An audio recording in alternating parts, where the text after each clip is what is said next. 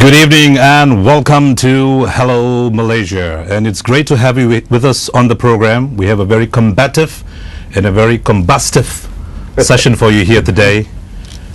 Graft and corruption, the diabolical challenges ahead. And I have two eminent gentlemen in the studio here with us who are going to take us from zero to hero in just in the next hour or so. But nevertheless, this is a call-in session, and we would like all of you who would like to offer your comments to call us on 03-2693-7008. 03-2693-7008. And I'll take great pleasure in introducing our guest today. We have with us Mr. Terence Fernandez, who is the Deputy Editor, Special Reports and Investigations from The Sun.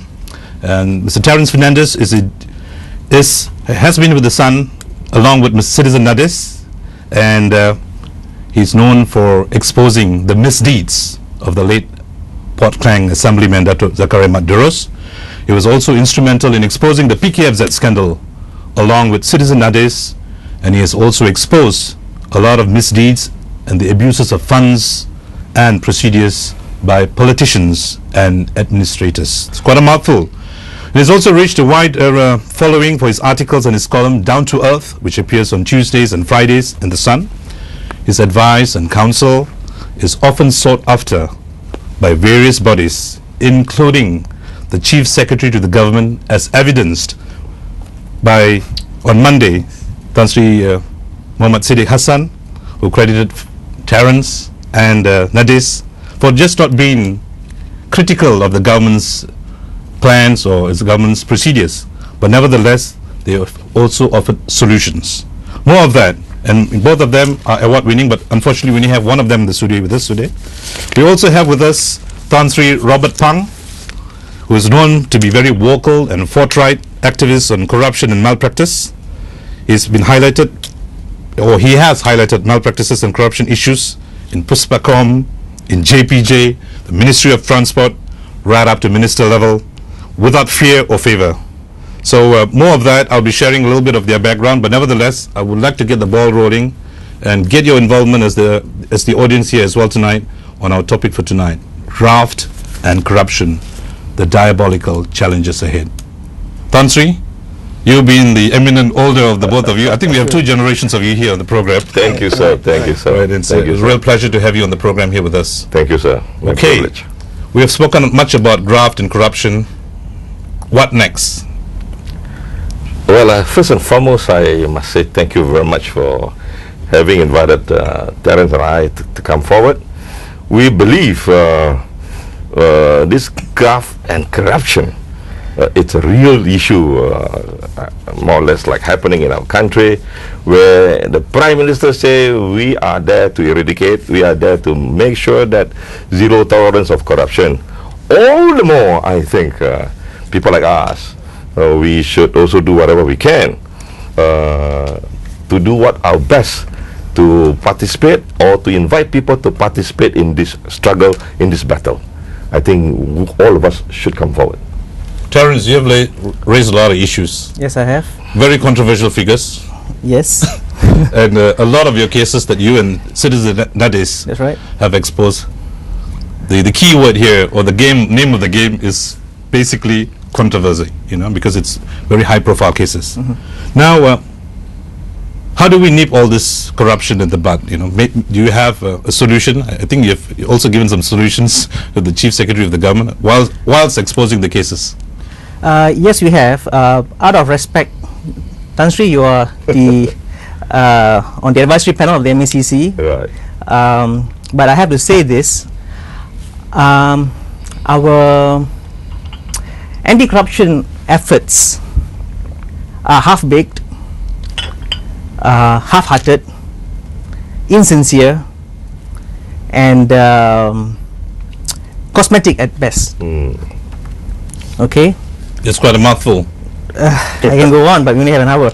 But, now, the reason I say that is quite evident. Just look around you, read the newspapers, look at what's written in the internet, look at the cases that have been exposed and the cases which have been which have been investigated and prosecuted. I think it was Transparency International, their latest findings, which stated that of the 7,200 plus cases which were reported, only 10% were investigated. Okay, and in my experience of exposing misdeeds along with my partner Nadis, we have come to find that in the process of enforcing whatever measures we have in combating graft, the implementation measures are very selective. Okay, I mean, the evidence is right there for everyone to see. We have, for the last 5 years, we have exposed numerous illegal land alienations in the state of Selangor alone. Okay,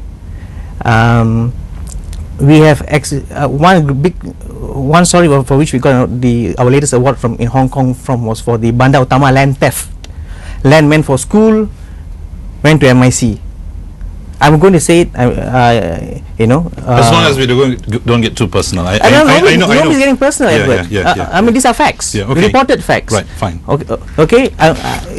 If I'm wrong, feel free to sue me. No. Whoever it is. I don't think so. So long as it is in a public domain. Right. It is listed in public The idea of domain this anyway. program is to highlight the seriousness of graft and corruption. Of course, And what are the I'm efforts? talking to you Yeah. about the selective process in implementing, enforcing whatever